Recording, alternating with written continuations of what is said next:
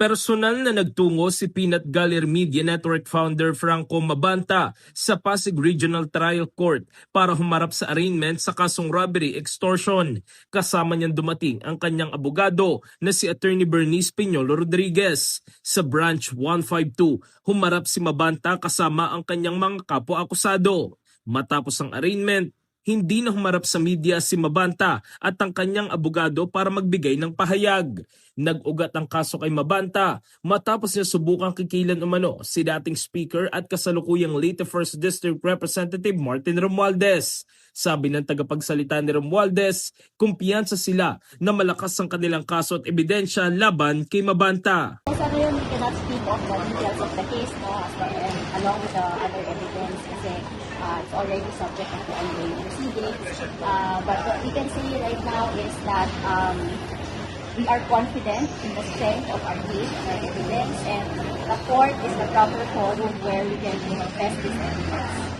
Pansamantalang nakalaya si Mabanta at kanyang mga kapwa-akusado matapos magpiyansa ng 120,000 pesos bawat isa noong May 9.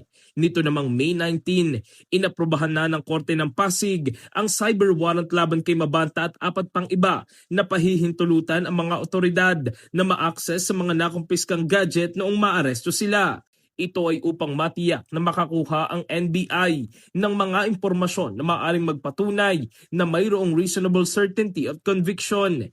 Pero kunestyon ng abogado ni Mabanta ang pahayag ng NBI na may pahintulot silang ma-access sa mga cellphone at gadget ng PGMN founder. Sa isang statement, sinabi ni Rodriguez, wala umanong natatanggap ang kanilang kampo na cyber warrant o court order para siyasatin ang mga gadget ni Mabanta. Binalaan din ng abogado ang publiko na mag-ingat sa anumang posibleng paglalabas ng screenshots, mensahe o digital files kung walang maipapakitang legal na warrant. Magsasampa daw sila ng kaso laban sa sinumang mapapatunayang illegal na kumuha o naglabas ng naturang mga material. In the heart of changing lives, ako si Brigada Jigo Custodio ng 105.1 Brigada News of Manila, the Music News Authority.